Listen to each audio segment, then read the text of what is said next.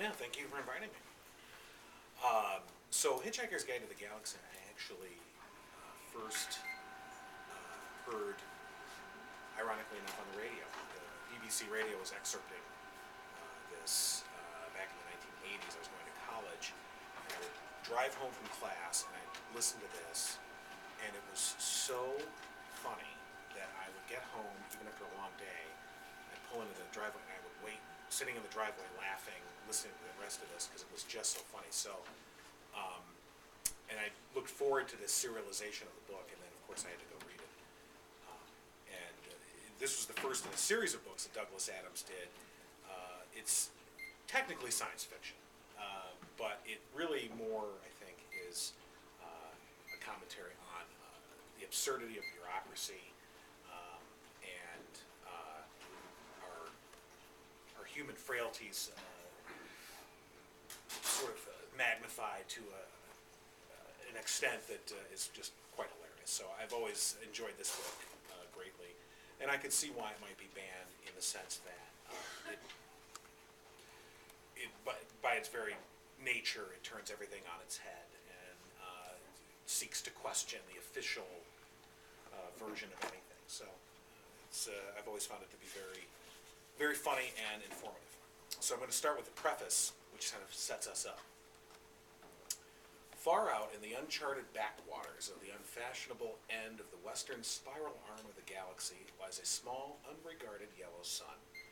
Orbiting this at a distance of roughly 98 million miles is an utterly insignificant little blue-green planet whose ape-descended life forms are so amazingly primitive that they still think digital watches are a pretty neat idea.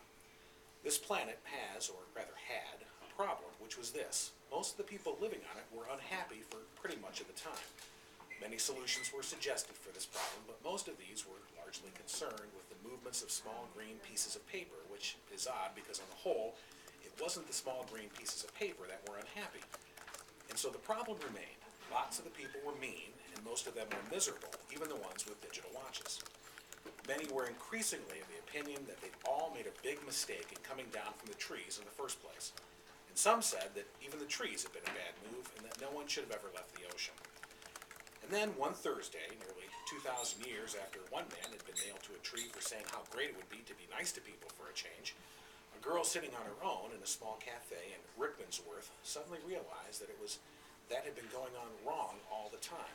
And she finally knew how the world could be made a good and happy place. This time it was right, it would work, and no one would have to get nailed to anything. Sadly, however, before she could get to a phone to tell anyone about it, a terrible, stupid catastrophe occurred, and the idea was lost forever. But this is not her story. But it is the story of that terrible, stupid catastrophe and some of its consequences. It is also the story of a book called The Hitchhiker's Guide to the Galaxy. Not an Earth book, never published on Earth, and until the terrible catastrophe occurred, never seen or even heard of by any Earthman. Nevertheless, a wholly remarkable book. In fact, it was probably the most remarkable book ever to come out of the great publishing corporations of Ursa Minor, of which no Earthman had ever heard either. Not only is it a wholly remarkable book, it is also a highly successful one, more popular than the Celestial Home Care Omnibus, better selling than 53 More Things to Do at Zero Gravity, and more controversial than Ulan Selyafid's trilogy of philosophical blockbusters, Where God Went Wrong, Some More of God's Greatest Mistakes, and Who is This God Person Anyway? In many of the more relaxed civilizations on the outer eastern rim of the galaxy, the Hitchhiker's Guide has already supplanted the great Encyclopedia Galactica as the standard repository of all knowledge and wisdom. For though it has many omissions and contains much that is apocryphal, or at least wildly inaccurate, it scores over the older, more pedestrian work in two important respects. First, it is slightly cheaper. And second, it has the words "Don't Panic" inscribed in large, friendly letters on its cover. But the story of this terrible, stupid Thursday, the story of its extraordinary consequences, and the story of how these consequences are inextricably intertwined in this remarkable book begin very simply. It begins with a house. The house stood on a slight rise just on the edge of the village. It stood on its own and looked out over a broad spread of West Country farmland. Not a remarkable house by any means. It was about 30 years old, squattish, squarish, made of brick, and had 4 windows set in the front of a size and proportion which more or less exactly failed to please the eye. The only person for whom the house was in any way special was Arthur Dent, and that was only because it happened to be the one he lived in. He had lived in it for about 3 years, ever since he had moved out of London because it made him nervous and irritable. He was about 30 as well, tall, dark-haired, and never quite at ease with himself. The thing that used to worry him most was the fact that people always used to ask him what he was looking so worried about. He worked in local radio, which he always used to tell his friends was a lot more interesting than they probably thought. It was, too. Most of his friends worked in advertising. On Wednesday night, it had rained very heavily. The lane was wet and muddy, but the Thursday morning sun was bright and clear as it shone in Arthur Dent's house for what was to be the last time. It hadn't properly registered yet with Arthur, but the council wanted to knock it down and build a bypass instead. At 8 o'clock on Thursday morning, Arthur didn't feel very good. He woke up bleary, got up, wandered blearily around his room, opened a window, saw a bulldozer, found his slippers, and stomped off to the bathroom to wash. Toothpaste on the brush, scrub. Shaving mirror, pointing at the ceiling, he adjusted it. For a moment, it reflected a second bulldozer through the bathroom window. Properly adjusted, it reflected Arthur Dent's bristles. He shaved them, washed, dried, and stomped off to the kitchen to find something pleasant to put in his mouth. Kettle, plug, fridge, milk, coffee, yawn. The word bulldozer wandered through his mind for a moment in search of something to connect with.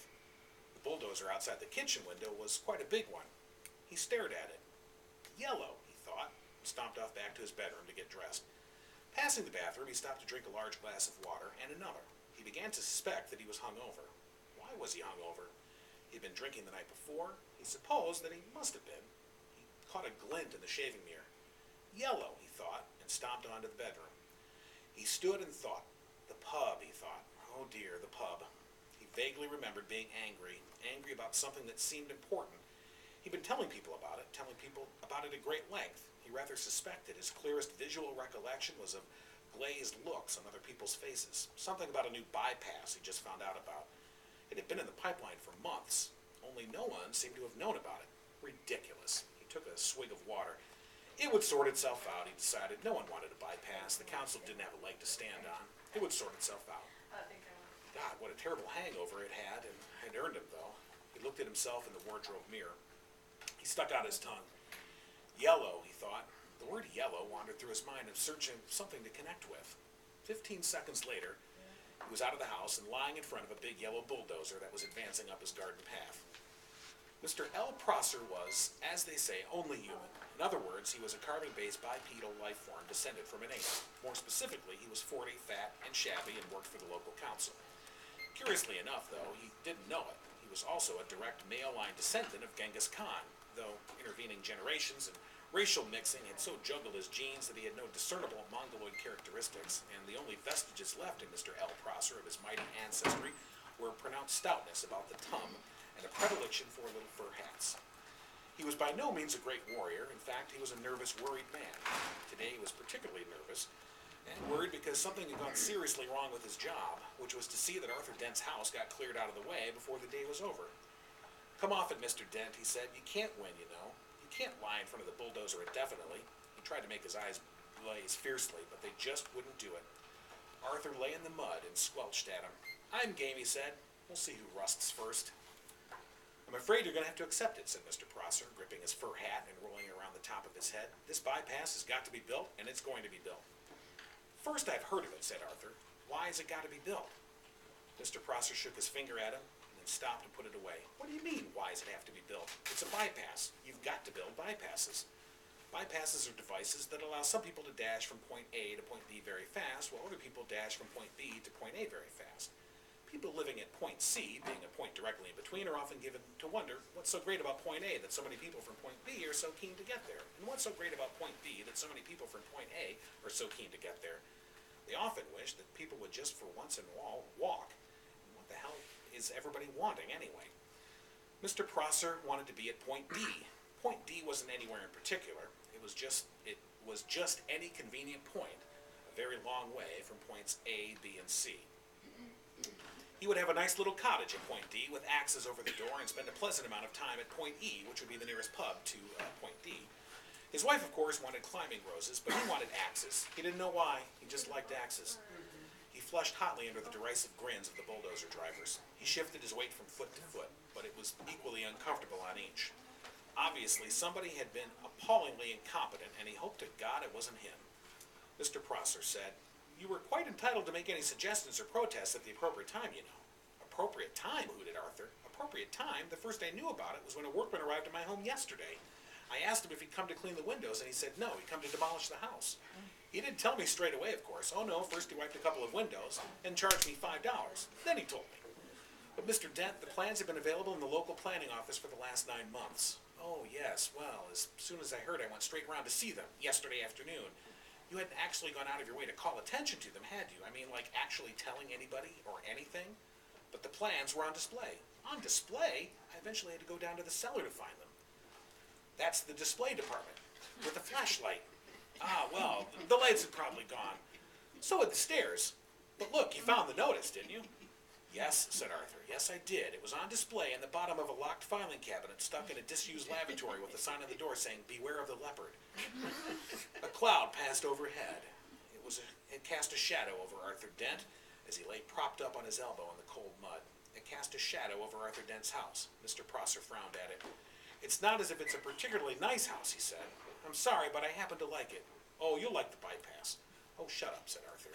"Shut up and go away and take your bloody bypass with you. You haven't got a leg to stand on, and you know it." Mr. Prosser's mouth opened and closed a couple of times, with his mind was for a moment filled with inexplicable but terribly attractive visions of Arthur Dent's house being consumed with fire, and Arthur himself running screaming from the blazing room with at least 3 hefty spears protruding from his back. Mr. Prosser was often bothered with visions like these, and they made him feel very nervous. He stuttered for a moment, then pulled himself together. "Mr. Dent," he said. "Hello? Yes," said Arthur. "Some factual information for you. Have you any idea how much damage that bulldozer would suffer if I just let it roll straight over you?" "How much?" said Arthur. "None at all," said Mr. Prosser, and stormed nervously off, wondering why his brain was filled with 1,000 hairy horsemen all shouting at him. By a curious coincidence, none at all is exactly how much suspicion the ape descendant Arthur Dent had that one of his closest friends was not descended from an ape, but was in fact from a small planet somewhere in the vicinity of Beetlejuice, and not from Guildford as he had claimed. Arthur Dent had never ever suspected this. This friend of his had first arrived on the planet Earth some 15 years previously, and he'd worked hard to blend himself into Earth society with, it must be said, some success. For instance, he had spent those 15 years pretending to be an out-of-work actor, which was plausible enough.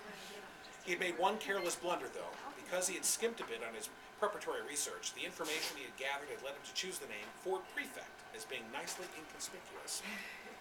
He was not conspicuously tall, his features were striking, but not conspicuously handsome. His hair was wiry and gingerish and brushed backward from the temples. His skin seemed to be pulled backward from the nose. There was something very slightly odd about him, but it was difficult to say what it was. He struck most of the friends he had made on Earth as an eccentric but a harmless one, an unruly boozer with some oddish habits. For instance, he would often gate-crash university parties, get badly drunk, and start making fun of an astrophysicist, anyone that he could find, till he got thrown out.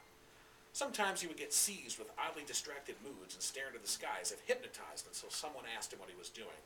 Then he would start guiltily for a moment, relax, and grin. "Oh, just looking for flying saucers," he would joke. And everyone would laugh and ask him what sort of flying saucers. "Green ones," he would reply. Evening like this usually ended badly. Ford would get out of his skull on whiskey, huddle in a corner, and some girl and explain to her in slurred phrases that, honestly, the color of the flying saucers really didn't matter that much. Thereafter, staggering, semi-paralytic down the night streets, he would often ask passing policemen if they knew the way to Beetlejuice. The policeman would usually say something like, "Don't you think it's about time you went home, sir?" "I'm trying, baby, I'm trying to," is what Ford invariably would reply on these occasions. In fact, what he was really looking for when he stared distractingly in the sky was any flying saucer at all.